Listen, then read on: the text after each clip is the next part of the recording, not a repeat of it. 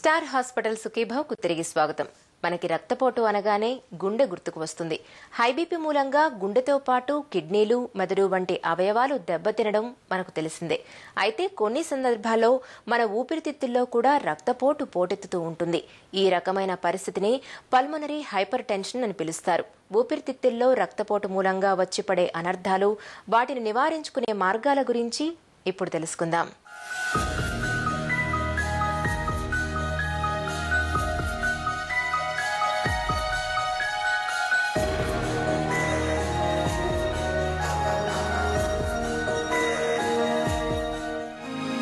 Pulmonary hyper tension అంటే ఏంటి? ఊపిరితిత్తుల్లో ఉండే బ్లడ్ వెసల్స్ లో రక్తపోటు రావడాన్ని పల్మనరీ హైపర్ టెన్షన్ అంటాం. నార్మల్ గా right side of the heart నుంచి లంగ్స్ కి సప్లై చేసే బ్లడ్ వెసల్స్ లో రక్తపోటు వస్తే దాన్ని పల్మనరీ హైపర్ టెన్షన్ అంటాం. నార్మల్ గా ఈ ప్రెషర్ వచ్చి 15 లోపల ఉంటుంది. ఈ ప్రెషర్ 25 దాటితే మనం దాన్ని పల్మనరీ హైపర్ టెన్షన్ అంటాం. నార్మల్ గా మన చెక్ చేసే బ్లడ్ ప్రెషర్ 120, 80, 130, 90 అనేది నార్మల్ ప్రెషర్ మనం రోజు చెక్ చేసుకోవచ్చు. కానీ పల్మనరీ హైపర్ టెన్షన్ చెక్ చేసుకోవడము చాలా difficult because it is located between lung and heart. ఊపిరితిత్తుల్లో రక్తపోటు లక్షణాలు ఎలా ఉంటాయి? పల్మనరీ హైపర్ టెన్షన్ లక్షణాలు చాలా వేగ్గా ఉంటాయండి, అంటే ఎటిపికల్ గా ఉంటాయి. అంటే ఇప్పుడు కొంతమంది ఇలా వస్తుంటారు. ఎలా అంటే నేను ఎక్కువ వర్క్ చేయలేకపోతున్నాను, త్వరగా అలసిపోతున్నాను, లేకపోతే నాకు ఇక్కడ ఎక్కడో ఛాతీ నొప్పిగా ఉంటుంది, లేకపోతే ఒక్కోసారి ఎలా ఉంటుందంటే ఫెయింటింగ్, అంటే కళ్ళు తిరిగి పడిపోతూ వస్తూ ఉంటారు కొంతమంది. సో అలా ప్రెజెంట్ అవుతారు.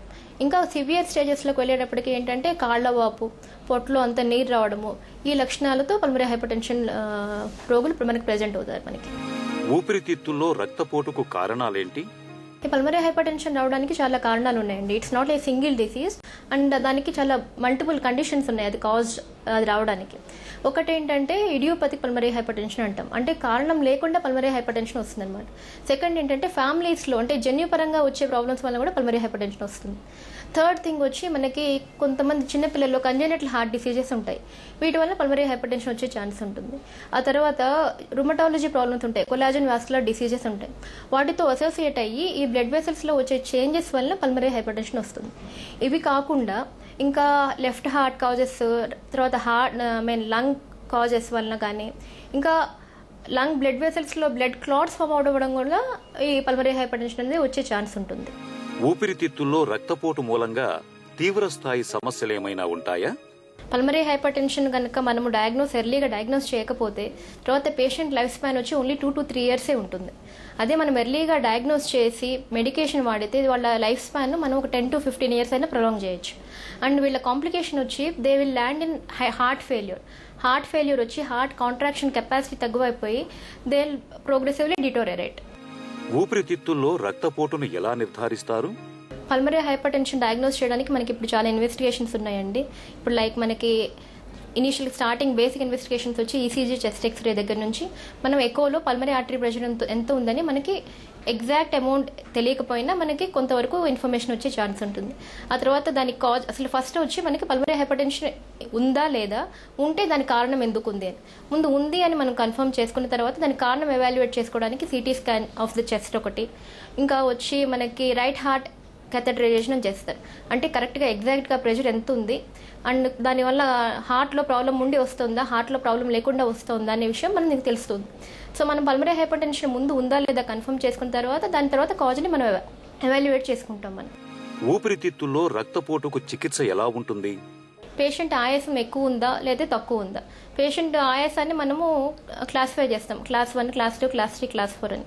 క్లాస్ 1, క్లాస్ 2 ఉండే మెడిసిన్, క్లాస్ 2లో పేషెంట్ మనకి అట్లీస్ట్ ప్రెజెంట్ అయ్యేటప్పటికి అట్లీస్ట్ క్లాస్ 2 కానీ క్లాస్ 3లో కానీ ఉంటారు. సో ఆ స్టేజెస్ని బట్టి మనం ఒక మెడిసిన్ సరిపోతుందా లేకపోతే 2-3 రకాల మెడిసిన్స్ ఇవ్వాలా అనేది దాన్ని బట్టి మనం ప్లాన్ చేసుకుంటాం. అండ్ ఇంకొకటి ఏంటంటే మనకి ఈ 20 years బ్యాక్ ఈ పల్మనరీ హైపర్ టెన్షన్ అనే కండిషన్స్కి ట్రీట్మెంటే లేదు. కానీ ఇప్పుడు వచ్చి మనకి ఈ 20 years నుంచి there is lot of improvement in the pulmonary hypertension medication. So మనకు అంతకుముందు 2.5 years ఉండే పేషెంట్ ఇప్పుడు 10 to 15 years without any problem, without any hampering of quality of life they can live. ఊపిరితిత్తుల్లో రక్తపోటును నివారించుకోవచ్చా? కంజనరల్ హార్ట్ డిసీజ్ సర్జరీ కనుక మనం చిన్న ఏజ్లో చేంజ్ చేసుకుంటే పల్మనరీ హైపర్ టెన్షన్ రాకుండా అవాయిడ్ చేయొచ్చు. వాల్వులర్ హార్ట్ డిసీజెస్ వీటి సర్జరీ చేయించుకోవడం వల్ల పల్మనరీ హైపర్ టెన్షన్ లేకుండా అవాయిడ్ చేయొచ్చు. ఇంకా కొన్ని కండిషన్స్ వచ్చి CTEPH అంటారు, అంటే అది కూడా సర్జికల్లీ కరెక్టబుల్ కండిషన్. అలాంటి కండిషన్స్ మాత్రమే మనము కరెక్టబుల్ కానీ ప్రివెంటబుల్ అంటూ పల్మరీ హైపర్టెన్షన్కి ఏమీ ఉండవు. అండ్ మనకి ఏదైతే పల్మరీ హైపర్టెన్షన్ కారణం ఏదైతే ఉంటుందో అంటే left heart diseases, right heart diseases, వాటిని ఎర్లీగా ట్రీట్ చేసుకోవడం వల్ల మనం కొంతవరకు ఆ పల్మరీ హైపర్టెన్షన్ రాకుండా అవాయిడ్ చేయగలం. ఊపిరితిత్తుల